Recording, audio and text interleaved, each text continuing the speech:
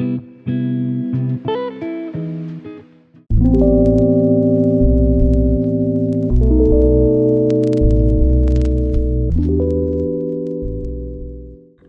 friends, and welcome back to my YouTube channel. I am so very glad that you clicked on this video today to join me in bringing you some amazing bookish content. And as you can see by today's title, I am bringing you Coffee and Conversation episode 3 with Sarah J. Maas. I have finished Throne of Glass. I cannot believe I'm saying it. To be completely honest with you, I went into this with high hopes and I left with high hopes, although a part of me, maybe 10% of me, was a little bit nervous based on how it went with the end of Assassin's Blade, the prequel, but I'm so glad to say that I have finally finished it. If you did not see my last video that I just posted, I did a 5-hour reading challenge where I actually was able to finish this very book, and it was really amazing to get to the end. I am so glad with the way that it ended, and I thought what better way than to express how much I loved the book, what I loved about the book, what I didn't love about the book, how the book made me feel, than putting it as episode 3 in Coffee and Conversation. So without further ado, let's jump straight into today's video.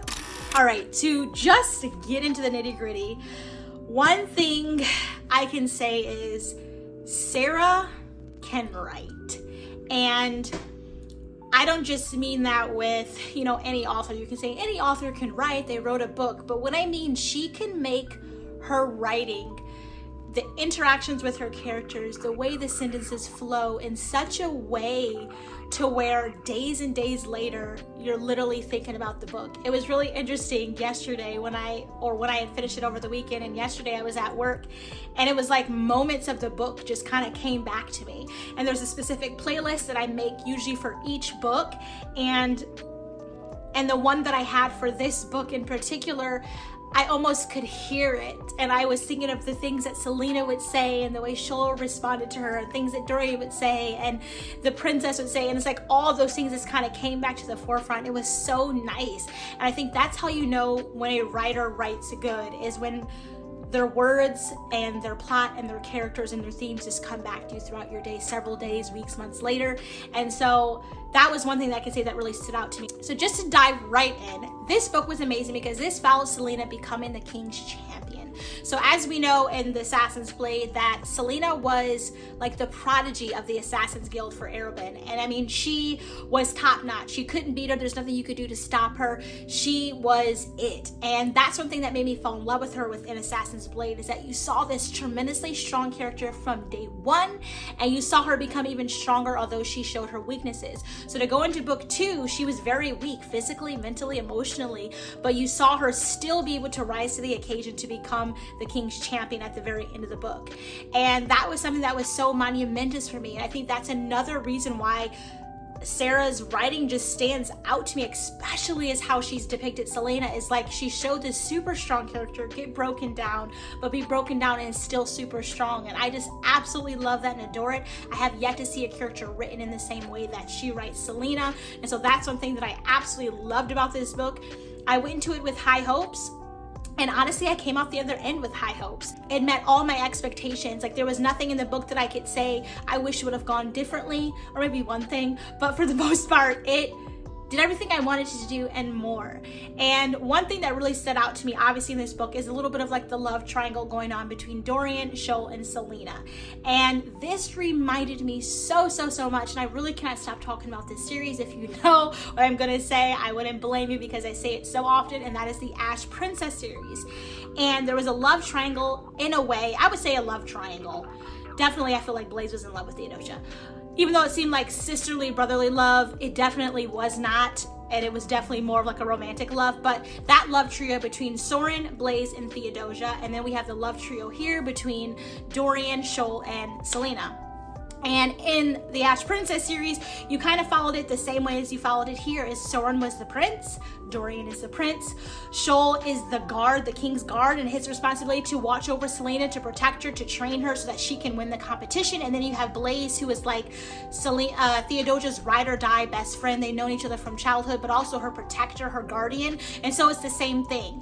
And in both stories, you kind of follow where the prince almost kind of wins, and he steals the heart of the princess. person of the person who's his main target, whereas the guard, the person who's loyal, who's true, who's honest, who's sweet, who's patient, kind of gets pushed back and loves from a distance. So I was actually quite worried going into this and reading through it thinking like, no, please don't tell me that she's gonna fall for Dorian, the one thing that you didn't want her to do.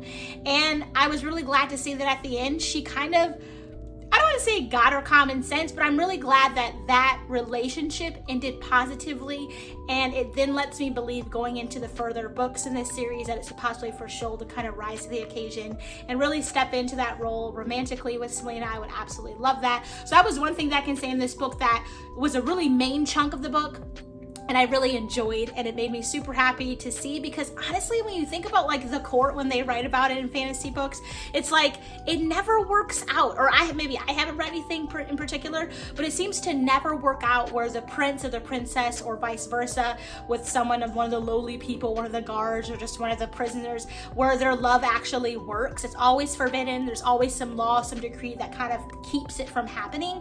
And so even though it seemed so perfect and so sweet and Dorian seemed so honest and good, it's like a part of you is like, no, I don't really want that to be the case. I don't want him to win. I don't want him to get that opportunity. What about Shoal? And so that was really exciting to kind of see it end the way it did in the end of the book. So I really like that. And what I also really loved is that Selena, although she was fiery and she's spunky, definitely like you saw in Assassin's Blade, even though she had that same bit about her here, she had it toned down because she was kind of investigating and figuring out what was going wrong with all the murders of the different competitors happening inside the castle. And so I really loved that. Again, just like with Assassin's Blade, we were able to see one of those many, many layers that Selena has. She's tough, she knows it, she's strong and she's confident, but she's weak, she loves hard, and she cares about people. And I think showing that really stood out to me, because even one of her big things was she didn't really care that all the other competitors were dying, because obviously she then can win. But she says, but thinking about the princess, I think it was Namina, of how she says, like, what about Namina or Shoal or Dorian or Nox? What if one of them gets hurt? And like letting that be her first thought, what stood out to me. And I also really love that the book, although it was tension going on with the different characters, like with Kane and some of the different competitors with Selena, she really held on to that part that showed how much she cared. Yes, her freedom was on the line. You know, win this competition, you become the king's champion, you serve your years, and then you're free. That part of her that shows her care for others was so strong, she was able to do both of them hand in hand, like when she saved Nox from falling off the wall. To me, that was unbelievable. Yes, it was stupid. Yes, you're in a competition and no one cares if you saved them, but it just shows so many layers that she has. And so I really love that. I love the little side story of her being able to, I don't want to say side story, but it was so much of a side story because it was just her and learning about what were the word marks and how to figure out the murders that were happening in the kingdom. So I really love how she was on so many different avenues, as well as training and as well as seeing that she wasn't very strong, the romance. She navigated everything so beautifully within this book. Although there were moments of like, oh no, like with Caitlin, hated her, couldn't stand her. Yes, we had those moments, but it was like, yet still she navigated it beautifully, and you felt like everything she did was for a reason, and you felt like the core group that she was with and around Shoal, Dorian, and the princess, it was good. You know what I mean? That you could say that group cared about each other the same way I can say back to Ask Princess series, the Guardians and Theodosia, that same kind of way they cared about each other. They had each other's back, but there was that tension. I really love that. I love when those ride or die characters even have tension themselves. It's not just great the whole way through. And so I really love the tension that Shoal and Dorian had, because it showed their past. It showed how Dorian had more privileges than you could say Shoal had, although you say at a time he may have had them. But it showed the tension there. It showed that these two people, totally different personalities and totally different ways that they do that, cared for Selena. I absolutely love that too. So it was just really nice to see how all the characters work together, how Selena was able to show her many different layers as she always has and shows, just like in the first book. I really love that. That was definitely something that just stood out to me and kind of got me to the end where I was like, this is good. And even another really great correlation between the two is again with the same exact series, which I'm gonna link it down below. If you have not read it, I recommend it. Laura Sebastian did a great job on that series, and there's so many connections, different but they're connected. The same way with how in the series with Theodosia and the Ash Princess series of Blaze and his sacrificial nature and how he was and what he ended up doing towards the end of the book, and then you look towards that kind of sacrificial mindset that Shoal had. And I think that was another, especially with what happened in the end of the book with Cain. So for me, of why I was so glad that Selena was able to say, Dorian, I feel these things, but really I don't see how it's going to work in the long run with my freedom. And you could tell she knew and felt something for Shoal, and then you saw his sacrificial nature, and then Dorian was like, I wish I could have been that person. I wish I would have had the guts to do it. And it's like, yeah, you may have wished you had the guts, but you never would have done it. You never would have breached that. You never would have gone that far and did it.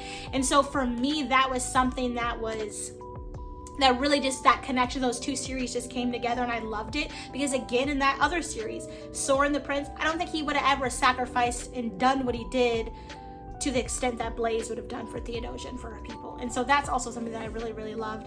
And it was just exciting. It's also exciting to see that she's become the King's champion. And it's like, what does that mean for her these next years while she's going to be serving him?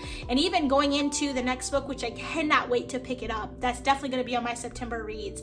And we're going to go pick up that book up together and just do the whole thing. But what I'm excited about that is even how the King says, like, you don't do what I want you to do. Honestly, when I was reading that line at the end, he was like, if I order you to do something and you don't do it, one of your friends is gonna die. And for whatever reason in that moment, I was thinking, please do not tell her to kill off one of them people right now. That's what I thought he was gonna do. So to see that that's how dark he is, it just leads you to think, what is she gonna have to do? And you know what she was doing with Arabin. I mean, all the people she killed, and for the most part, they were bad people, you know what I mean? But then she went to the one shipping town, or the port, and all those slaves that she ended up freeing, going against his orders.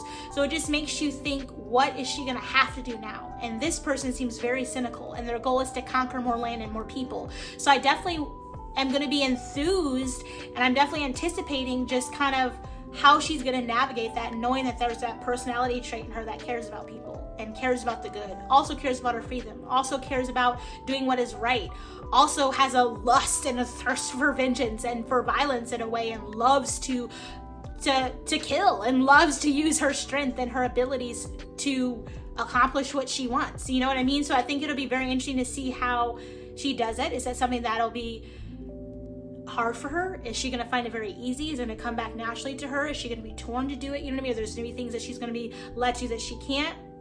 And so that's also something that I find to be very interesting, and I'm looking forward to. But yeah, this was a fantastic book. I honestly didn't think in those 5 hours of reading that I was going to be able to accomplish it and get it done. I didn't think that it was going to be something that I was going to like as much as I did. But yeah, I got to the end very satisfied in how it went. I felt like she deserved everything, and I felt like she got everything, and she has so much in store. And so I'm so excited to see where the next book, number 2, technically 3, will lead her. Yeah, it was a great, I love all the characters. Shoal was amazing, Dorian was amazing, the princess was amazing, Nox, he was really cool. Yeah, it was all just a very good book. And I love that although you saw, like, for example, Caitlin, absolutely hated her. I just love that although it played a pivotal role towards the end of just how it affected Selena, I love that Caitlin's actions didn't overshadow the entire book, because I definitely feel like that happens. Like Crescentia with the other series, if you haven't seen it, I will link it down below. She was a friend, although Caitlin and Selena aren't friends. The same way with Crescentia, I feel like her part, as it went on, progressed and got really big and kind of overshadowed. It was a point to it, but I just love that it was more focused on Selena, although that was a side part. I just loved all the little side parts that kind of came into the one large story, you know, so that's what I can say I really liked about that. But I don't know, it was a great book. I could talk about it forever. I obviously don't want to give on too much, just so that I feel like if you haven't read it, you still can. But yeah, it'll be linked down below with Assassin's Blade and the Ash Princess series, like I've said a million times already in this video. I am having a little iced tea because I'm going to go outside and go for like a walk or run. It's quite cool here in Michigan, so I'm going to go do that. But yeah, I loved it. I cannot believe that 3 episodes into this series and I've already finished one book. And then, by the way, the book that I am reading as well in this little series currently, The Coast to Coast Murders by James Patterson, you guys, I love it. I am over halfway done with the book. I have been reading it every single day and I am stumped to my core. I'm slowly feeling like I'm figuring out the psychological thriller of it all and what's really happening. But even still, I just don't get it. And I love that. I love that that genre can keep you so hooked and torn the whole way till the end. And I can definitely say that with The Silent Patient, that was one psychological thriller that did that. And so I'm super excited to get that read and hopefully completed by next week's episode so that I can post the final episode of that book with you guys and talk about it. But yeah, I'm loving it. I'm super excited. And I'll be sure to link the 5-hour reading vlog video challenge down below, as well as my August reads for you guys. I have 3 books that I have selected to add for August, as well as finishing The Coast to Coast Murders by James Patterson and Harry Potter book number 2, The Chamber of Secrets. So yeah, I hope that you guys love this video, and if you did and it brought you any type of joy, please leave the coffee emoji down below and hit your notification bell and give it a thumbs up and subscribe to the YouTube channel and join the Bookish fam, because we are so nice and we have so much fun together. And without further ado, I will catch you guys all in my very next video. I'm